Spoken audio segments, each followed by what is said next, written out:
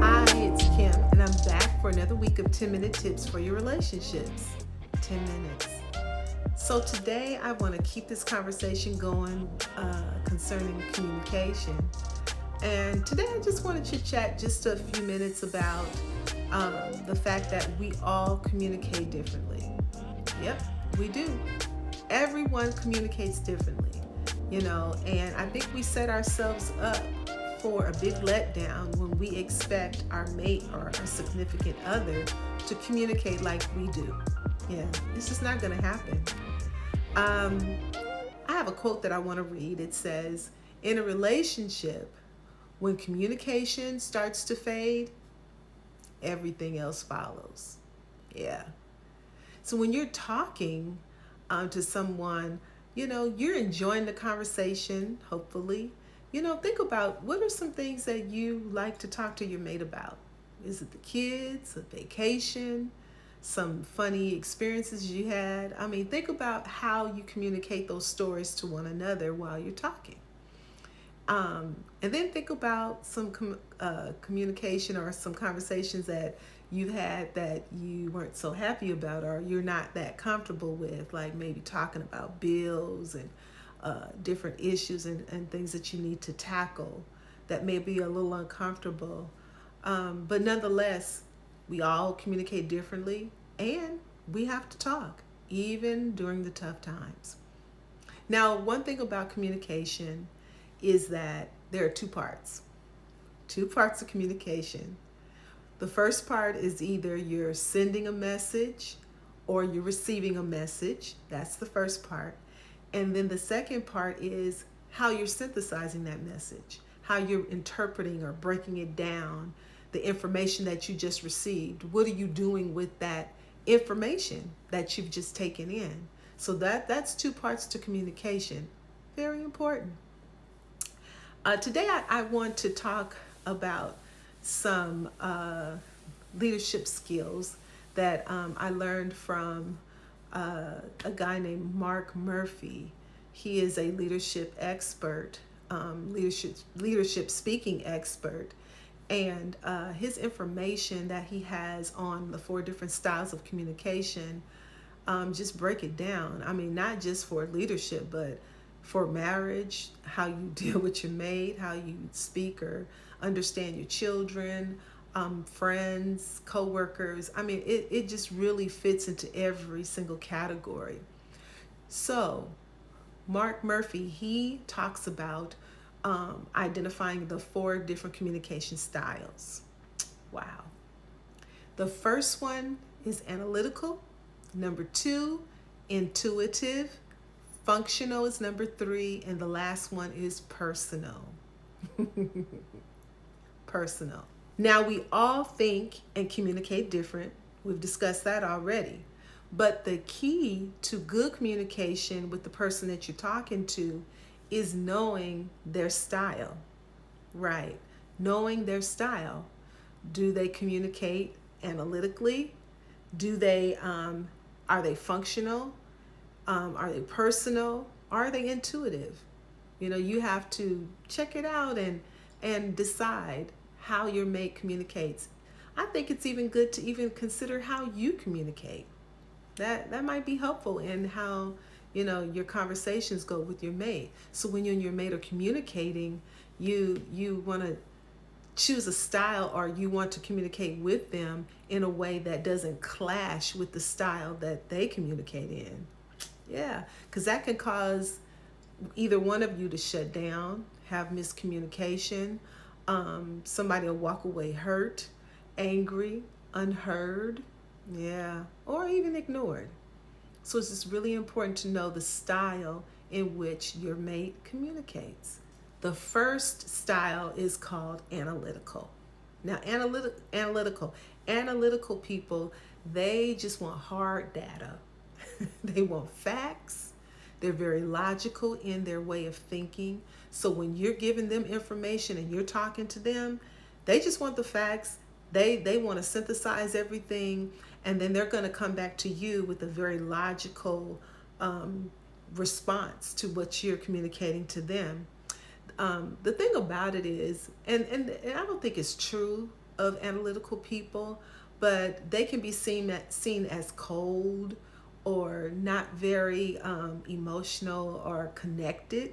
But that's not necessarily true. It's just that that's the way their brain functions. That's the way they think. They think in a logical way.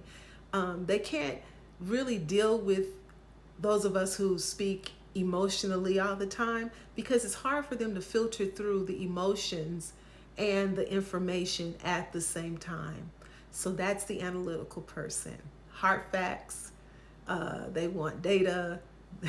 They just want you to tell them what's happening so that they can help and get out of there.